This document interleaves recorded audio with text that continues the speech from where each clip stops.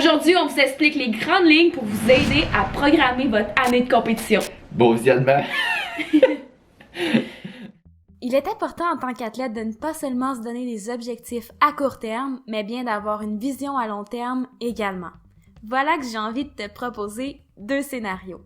Premier scénario, la potion rouge. La potion rouge te donne accès à la gloire rapide. Si tu la bois, dans 1 an, tu seras champion de ton pays. Par contre, tu devras bien vite accrocher ton singlet car tu auras accumulé au fil de cette prestigieuse année une blessure au dos, une autre aux 2 genoux, puis finalement une à l'épaule. N'étant plus capable de ne rien faire, tu ne seras plus motivé à l'entraînement et tu tomberas en légère dépression, forcé d'admettre que le powerlifting ne te satisfait plus. Deuxième scénario, la potion violette. La potion violette te donne accès à la gloire progressive. Si tu la bois, dans 10 ans, tu seras champion de ton pays. Durant ces 10 belles années, tu feras du progrès constant. Certes, tu auras quelques plateaux et des blessures mineures, mais absolument rien qui ne te forcera à arrêter la compétition. Ta passion pour le sport sera grandissante et tu seras reconnaissant de ce que ton corps te permet de faire. Tu seras même devenu une inspiration pour ta jeune fille qui aimerait donc pouvoir être aussi fort que toi un jour. Alors, on y va avec la rouge ou bien la violette? Écris ta réponse dans les commentaires. Mais peu importe ce que tu choisis, aujourd'hui on aborde une partie de notre façon de penser face à la périodisation des entraînements de nos athlètes pour leur permettre de progresser à court mais aussi à long terme. C'est parti pour la théorie. Si tu veux squatter plus lourd, tu devrais squatter plus. Si tu veux courir plus vite, tu devrais courir plus. Si tu veux cuisiner mieux, tu devrais cuisiner plus. Bref, si tu veux devenir bon à quelque chose, tu devrais faire plus de ce quelque chose en question. Logique, non? C'est le principe de la spécificité. Mais jusqu'à quel point en avons-nous besoin? Probablement jusqu'au point qui vous empêchera de progresser davantage. Lorsque nous faisons une programmation, nous devons choisir et orchestrer les exercices, les paramètres d'entraînement et les méthodes de sorte à ce qu'ils suivent une séquence logique vers un but spécifique. Par contre, trop de spécificité peut rapidement mener à un plateau, à des blessures, voire même à une régression, d'où l'importance d'arriver à une balance au bout de la ligne. Une séquence logique pourrait par exemple débuter par une phase d'hypertrophie et d'équilibre musculaire, suivie par une phase de force, puis finalement d'affûtage. Bref, chaque bloc doit avoir un but spécifique car trop d'objectifs à la fois risquent de mener à des résultats mineurs sur chacun de ces objectifs, plutôt que de gros gains sur un seul. Par contre, il faut voir ça dans une optique de continuum. Dans la phase de force, par exemple, le but est oui de favoriser les adaptations nerveuses, mais aussi de maintenir le plus possible les acquis de la phase précédente. Ceci étant dit, il y a plusieurs paramètres sur lesquels nous devons jouer pour éviter d'être trop ou trop peu spécifiques.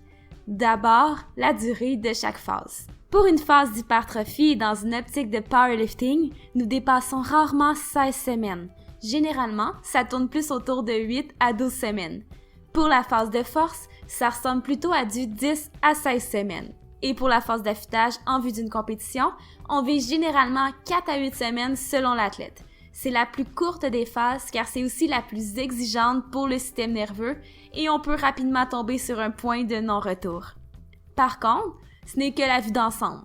Si on prend par exemple un bloc de 12 semaines pour la force, ce gros bloc, qu'on appelle macrocycle, sera divisé en plus petits blocs, les mésocycles. Il pourrait donc y avoir par exemple 4 mésocycles de 3 semaines dans un macrocycle de 12 semaines. Nous alternons généralement entre des mésocycles d'accumulation, où l'objectif est le volume, à des mésocycles d'intensification, où le but est d'aller chercher plus d'intensité. Mais ce n'est qu'une façon de voir les choses. Le coaching est un art et il y a plusieurs autres façons de faire. Maintenant, passons au choix des exercices. Tu ne devrais pas faire de la force à l'année, comme tu ne devrais pas faire du squat, bench press et deadlift de compétition à l'année non plus. À force de toujours faire la même chose, les résultats stagnent, ils diminuent, puis les chances de blessure augmentent via la surutilisation du même patron moteur constamment. La phase idéale pour prendre une pause des levées de compétition est la phase d'équilibre musculaire, généralement une phase d'hypertrophie et celle étant la plus éloignée d'une compétition. Donc particulièrement si tu as terminé ta saison de compétition, c'est un moment idéal pour ajouter à ton programme des variations des levées principaux qui te permettront de travailler tes maillons faibles. Comme on dit toujours, Tu es aussi fort que ton maillon le plus faible. Au squat, nos variations favorites sont le high bar squat, si tu compétitionnes low bar, le front squat, le pin squat, le Frankenstein squat, le box squat et le pose squat. Au bench press, on retrouve le close grip bench press, le military press, le bench press 1 et 1/4, le spoto press et le feet up bench press, par exemple.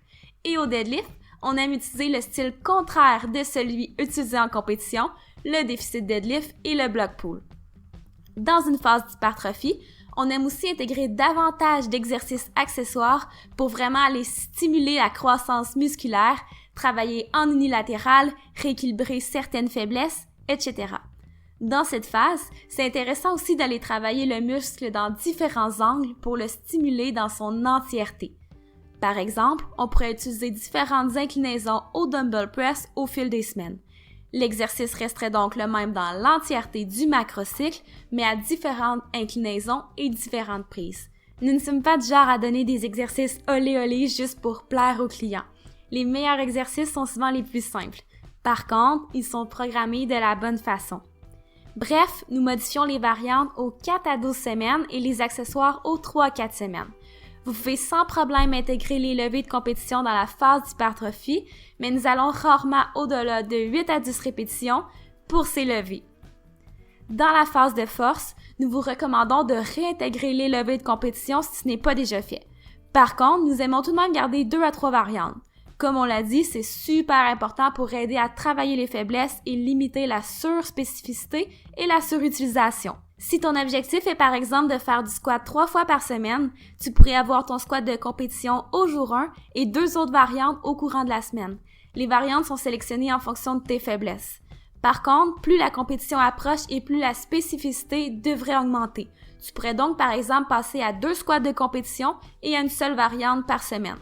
Ce n'est encore une fois qu'un exemple et on ne te conseille pas d'augmenter ta fréquence ni ta spécificité drastiquement. Voilà donc qu'une partie des informations que nous devons prendre en considération en tant qu'entraîneur. Le coaching est un art que nous devons adapter à chaque athlète. Si tu veux apprendre à diagnostiquer tes faiblesses pour le choix des exercices, rends-toi sur notre Instagram. Nous avons également un e-book sur le squat où nous en parlons en profondeur. Sur ce, bonne année de compétition et n'oublie pas de t'abonner à la chaîne et d'aimer la vidéo.